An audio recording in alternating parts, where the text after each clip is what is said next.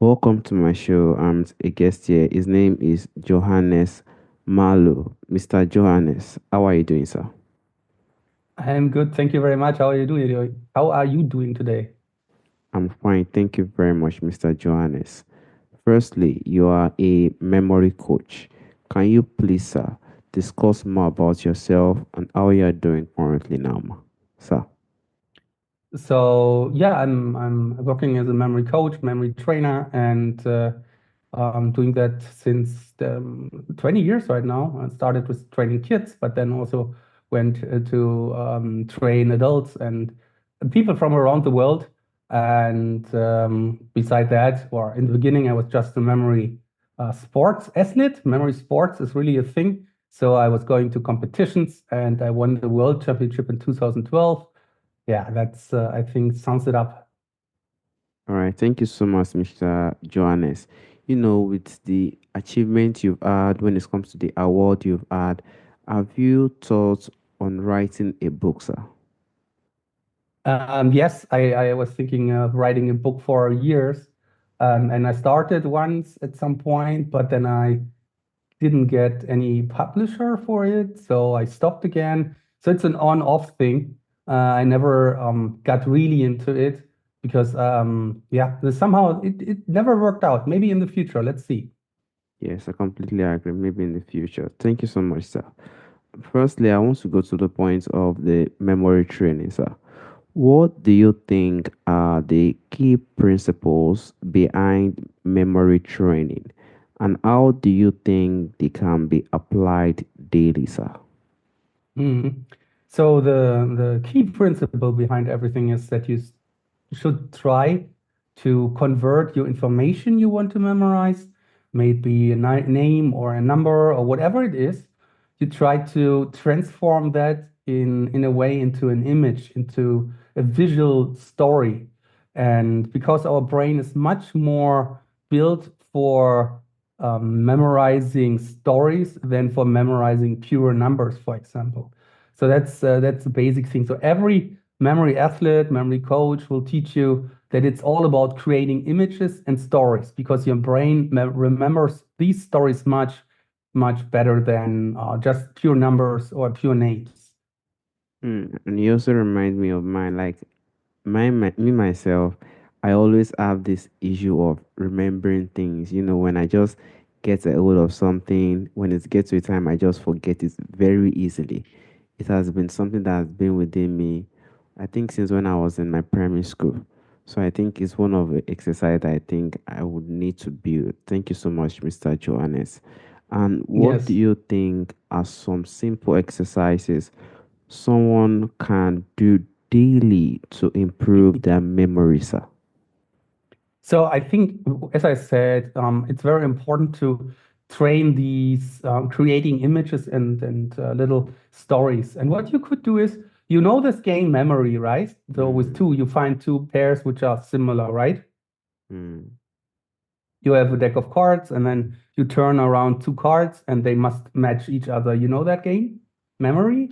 I don't know. I don't know You that don't game, know? sir. Yes, sir. No worries. So then I go with something else. So the idea is that you start slow. So for example, you can Okay. write yourself down a short list of words, for example, easy words, Mm, tree, book, chair, or whatever.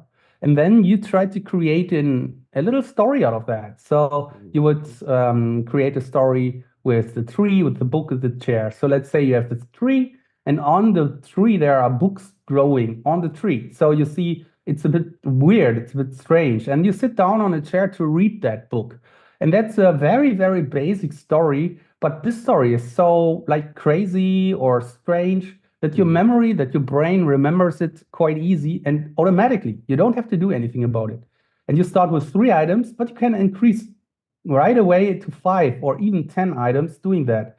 So I think that's a good test for everyone. Take a list with 5 to 10 words, try to create a nice story, and see how it works for you.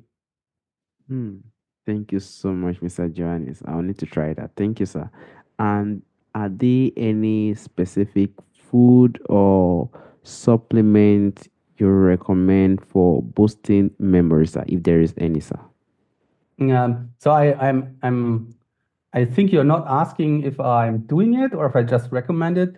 So the thing is that I also like to be into sometimes fast food and stuff like that. But I know, Okay. of course, it's better to drink water, eat vegetables, and so on. So I would say that healthy food in general, like vegetables, like nuts, like things like that, drinking water instead of cola or whatever is of course helpful. But to be honest, sometimes I'm really struggling doing it. Sometimes I'm also into all the bad stuff. So, but it's important to always go back and remind yourself, okay, in the long run, it helps you more to drink if you drink water, if you do some healthy stuff instead of eating fast food. But if you here and there eat the chocolate, it's also fine. So don't worry too much about it, but see how your body works. And if you feel better doing eating better food, then of course you should go with that. I completely agree. And this reminds me, I don't know if it is true. My sister once said mushroom really, improves the brain. It makes someone have this genius mode. I don't know if that is true, sir. Mushroom. Is that true, sir? Mm. I have never heard about Okay. that exactly, but I'm eating mushrooms quite a lot. I like it. Maybe there's a connection, but I have not heard about that. Yes. All right, sir. All right. Thank you so much, Mr. Johannes.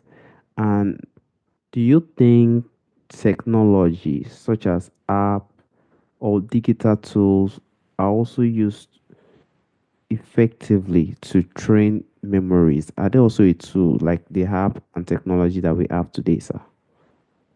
Yes, I think there are a lot of apps and stuff that can help you, and which uses kind of these memory strategies. For example, there is strategy-based repetition. That means that you when you learn something new, you try to do your first repetition after a short period of time, like after 1 hour, for example. Then the second repetition doesn't have to be after another hour. It can be after 1 day, for example. And the third repetition is after maybe 3 days, then after a week, then after 2 weeks, after 1 month, and so on. And there are plenty of apps which work on these on the on these basics, because the repetition circle, the repetition frequency in this is built into that app. And a lot of language apps work like that. And so I think apps and all this stuff which is out there is can be really helpful to to make learning an easier and more fun progress. So if you find something would you like and you feel, hey, that's great, it makes fun, because that's also important. Having fun with that, building a habit, that's very important. So I think apps and all these digital stuff is really helpful, and you should integrate that into your daily learning routine. All right. Thank you so much, sir.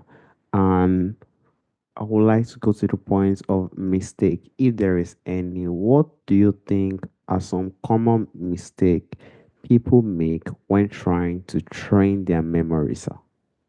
Hmm.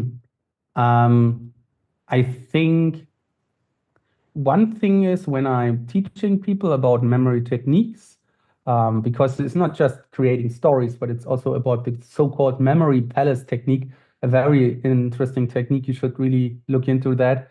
One mistake is giving up too fast.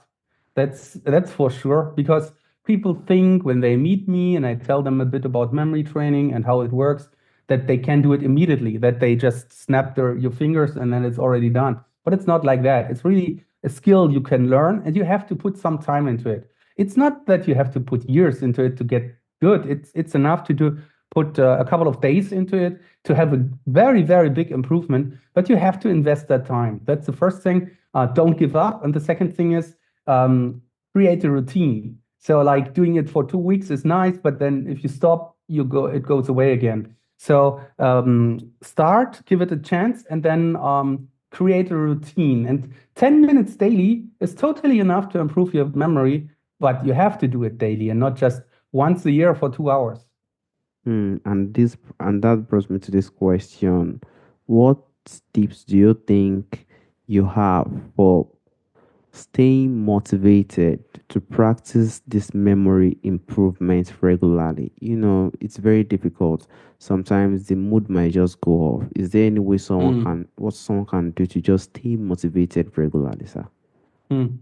I think this is not just for memory training, but that would go for all kinds of training you can do. If you want to go to the gym regularly, you also have to motivate yourself. So I think the basic thing is try to try to not make the first steps too big or the first goals too big. So if you say, I want to train now 3 days an hour, it's very likely that you fall apart after 1 or 2 days because you feel it's too much. Start slow. Start slow. It's okay, but do it regularly. That's very important. And the second thing is, of course, you have to enjoy it somehow. You have to know why are you doing it. Are you doing it for your exam or your school, or are you doing it for yourself to improve your scores? Like you have memorized 10 words, now you want to memorize 15 words, and so on. Give yourself some credit points for that, and give yourself a reward, for example. That definitely helps. So you have to know why are you doing it. You have to enjoy it somehow and don't overplay it in the beginning. Start slow and then build it up. Thank you so much, Mr. Johannes. And there are some people that are visual learners. There are also some people that are auditory learners.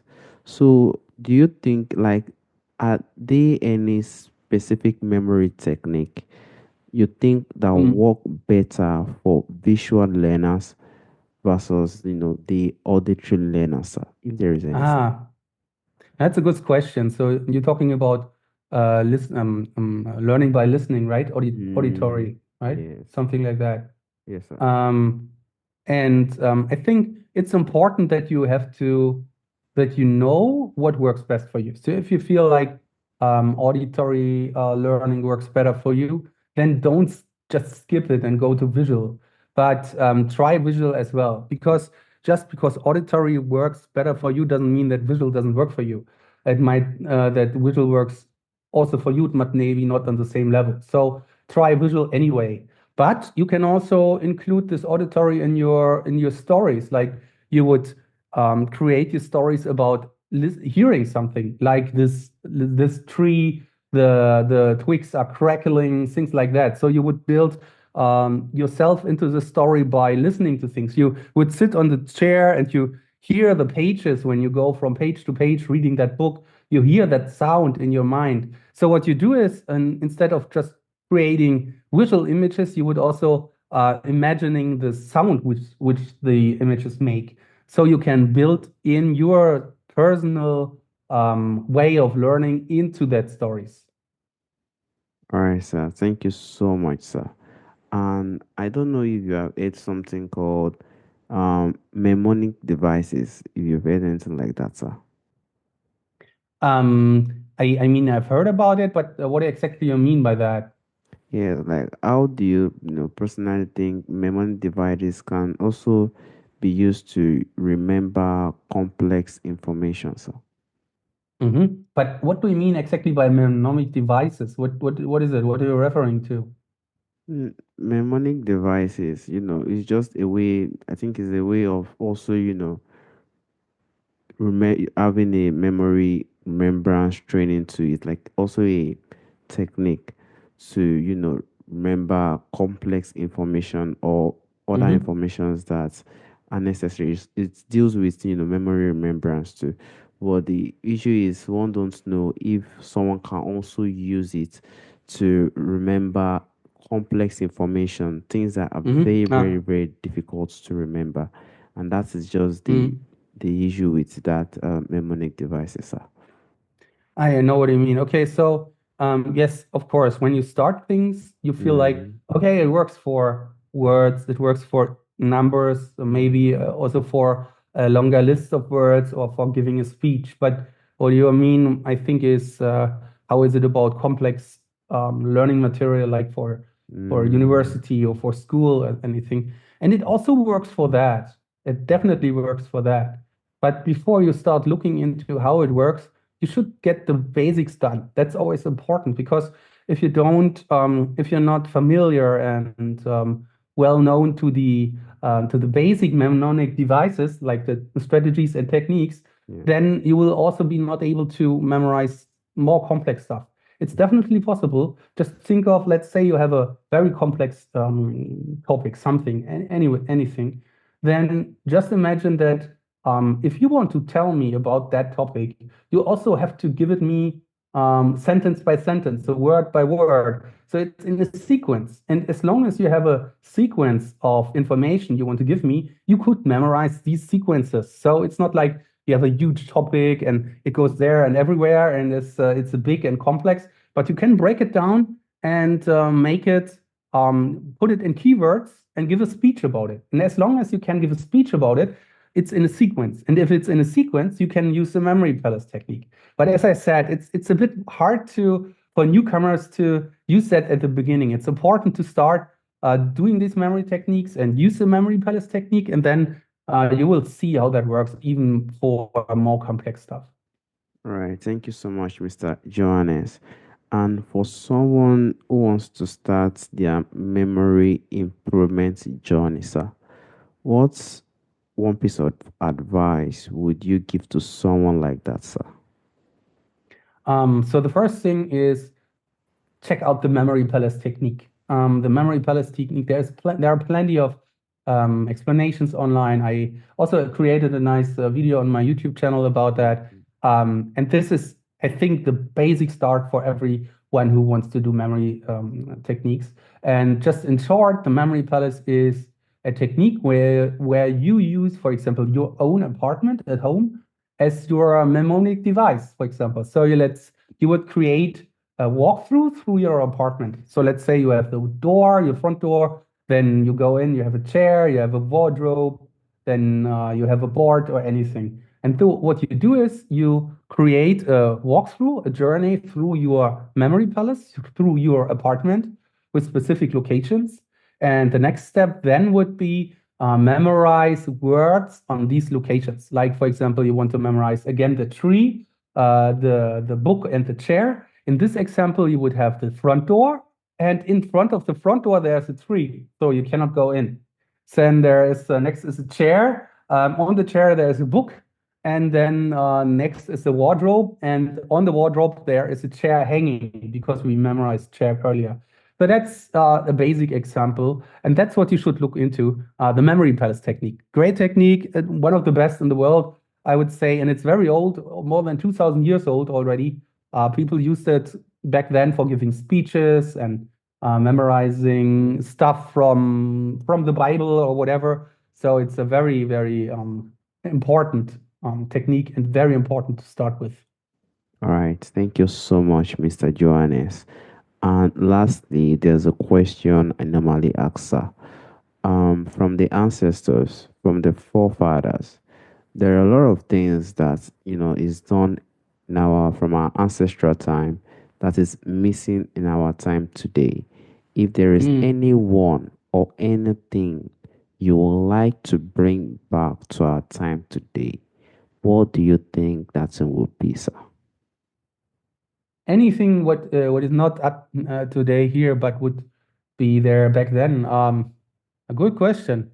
I mean, there have been times when this mnemonic technique, the memory palace, I'm back to that, was very, very famous, and everyone was using it in school and everywhere. And I think what I would love to have this memory palace technique in elementary school, just as a normal subject in school. Like you go for first grade and you have that once a week. That would be fantastic because then every school kid could benefit from that, and you would learn it through your whole school life. And then when you go and to your high school or go for college or university, you already have these techniques.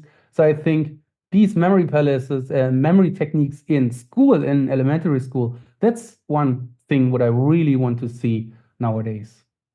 All right, Mr. Johannes, I want to personally thank you for your time, for the opportunity.